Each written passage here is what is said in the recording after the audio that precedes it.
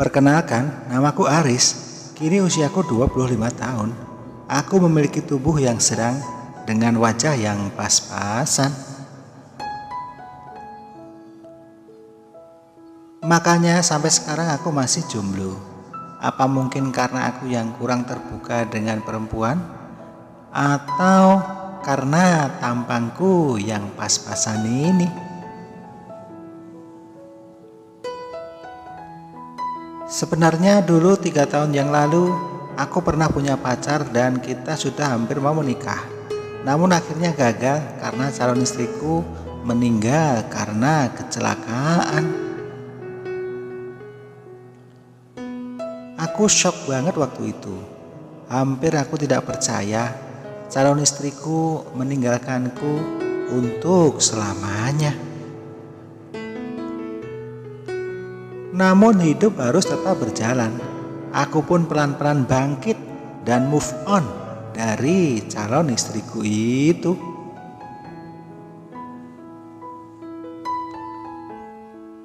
Orang tuaku pun juga sering bingung dan selalu berharap anaknya ini akan segera dapat jodoh. Hari berganti hari, waktu terus berlalu. Akhirnya aku mempunyai pacar namanya Lili. Aku sangat cinta sekali dengan dia. Tapi sayang, orang tuaku malah tidak setuju. Hingga suatu hari aku tak menyangka kalau orang tuaku telah menjodohkanku dengan seorang wanita yang belum pernah kulihat. Tentu saja aku menolak dengan alasan belum siap untuk menikah. Tentu saja aku tahu orang tuaku tidak setuju aku pacaran dengan Lili. Mungkin karena itu mereka memilihkan pasangan yang cocok untukku. Itu pun menurut mereka dan belum tentu cocok buat diriku.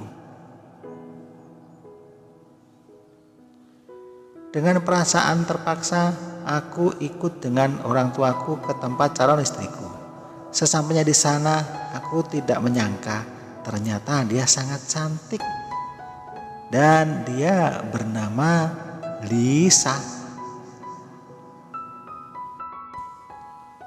Pilihan mereka memang terbaik.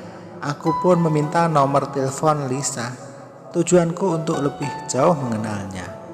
Hari itu aku harus memutuskan diri karena tidak mungkin meneruskan hubungan tanpa restu dari orang tua.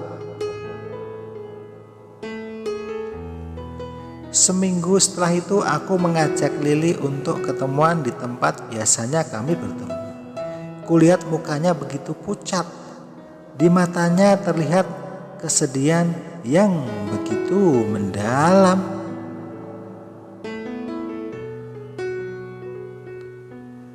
Aku tahu ini semua salahku. Aku meminta maaf kepada Lili karena aku tidak bisa bertahan lagi dengannya. Ini semua kehendak orang tuaku. Lili pun tersenyum dan memegang tanganku, lalu berkata, "Mungkin ini terakhir kalinya aku bisa menyentuh tanganmu. Semoga kamu bahagia dengan pilihan orang tuamu. Dan jangan pernah kau pikirkan bagaimana aku. Aku baik-baik saja. Selama kau bahagia dengannya, aku pun ikut bahagia. Mungkin hanya butuh waktu untuk aku bisa melupakanmu." Tetesan air matanya pun membasahi tanganku. Aku merasa terpukul saat itu. Aku tahu ia sangat tulus mencintaiku. Aku yakin ia tak rela melepasku. Namun ia berusaha untuk tetap tegar menghadapi kenyataan ini.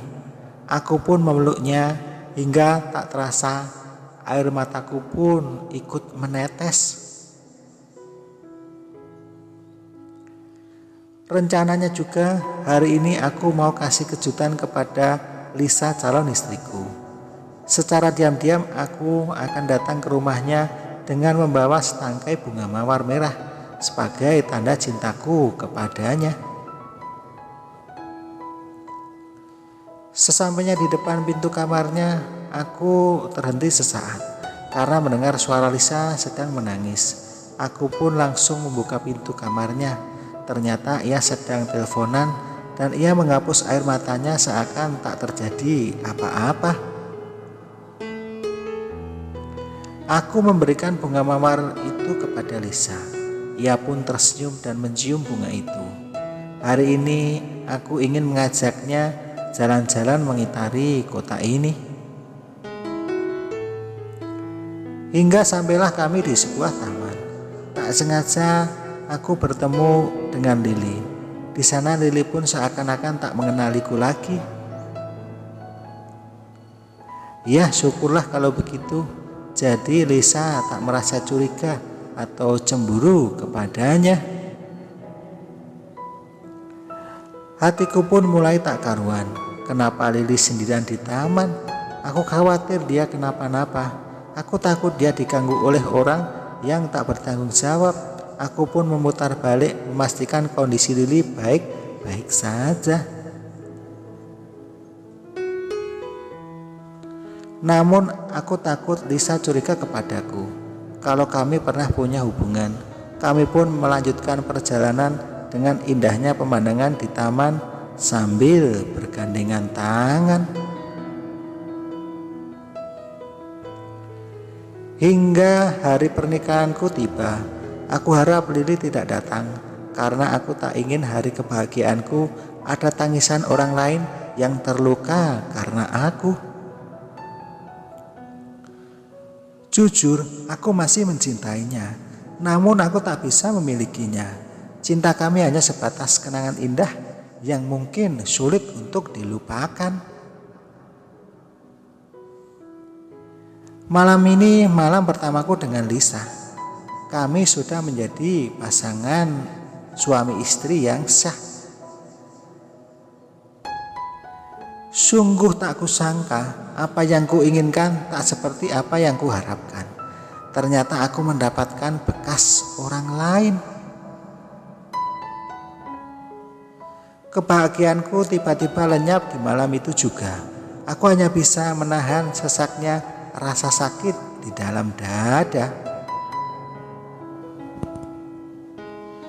Seminggu berlalu, aku coba untuk menerima istriku apa adanya dan coba melupakan kesalahannya di masa lalu.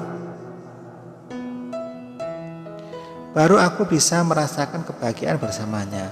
Walau kadang muncul di benakku tentang masa lalunya, aku merasa ini sungguh tidak adil. Aku pun ingin merasakan menjadi orang yang pertama, bukan merasakan bekas orang lain. Pikiran itu selalu muncul ketika kami ada masalah ataupun adanya perbedaan pendapat antara aku dan istriku. Kadangkala aku tak sanggup menahan emosiku. Hingga tak sadar mulut ini mengeluarkan kata-kata yang tak pantas untuk diucapkan. Hanya tangisan Lisa yang membuatku sadar dari apa yang telah kuucapkan. Aku tahu ini sakit baginya, tapi dia harus tahu aku lebih sakit lagi. Aku yang harus kehilangan orang yang sangat aku cintai demi dia. Yang kuanggap orang yang sempurna, tapi kenyataannya apa? Itu yang sangat membuatku kecewa. Setelah 1 tahun hubungan kami berjalan, akhirnya kami memiliki anak. Aku pun merasa ragu, itu anakku atau bukan. Rasa buruk sangka dan curiga aku tidak pernah hilang terhadapnya. Aku selalu dalam keraguan. Aku selalu menganggapnya buruk. Kini istriku lebih sibuk mengurus anak kami. Di situ aku mulai mencari pertemanan baru di media sosial. Awalnya niatku hanya iseng-iseng saja. Lama-kelamaan kami ketemuan dan akhirnya pacaran. Semenjak itu aku jarang marah-marah lagi di rumah. Aku mulai menikmati kehidupanku. Setelah 3 bulan pacaran dengan Zola, akhirnya aku dapatkan apa yang kuinginkan selama ini. Namun lagi-lagi aku harus kecewa. Aku bukan orang pertama yang mendapatkannya. Begitulah yang terjadi seterusnya. Aku terus mencari pasangan baru. Aku tak akan berhenti sebelum aku mendapatkan apa yang aku inginkan. Hingga suatu ketika petualanganku berakhir. Kini aku hanya bisa terbaring di rumah sakit. Hanya istri yang setia menemaniku.